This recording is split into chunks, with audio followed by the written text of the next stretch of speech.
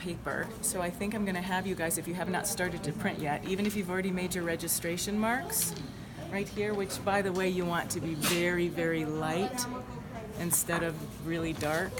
But if you've already done it on the big paper, what I'm going to have you do is flip it over and cut it exactly in half. So then you'll have, this is what you'll have, 2 pieces of white paper that are, all of these are all going to be the same size now. They are 6 by 9.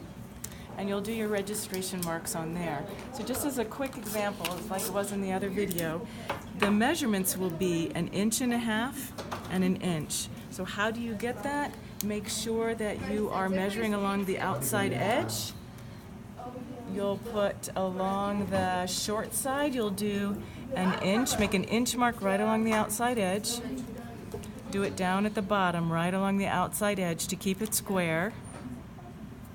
And then very lightly, all you're doing is drawing one corner in to start, because we want to be able to erase these pencil lines later and make sure they're not too dark.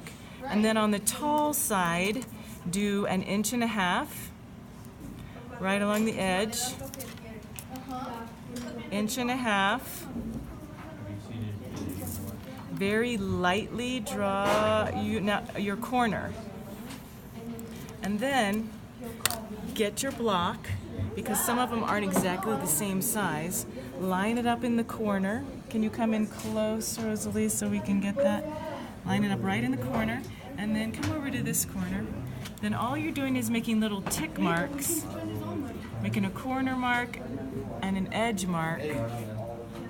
And that's all you need. Can you kind of zoom in so we can really see all those marks?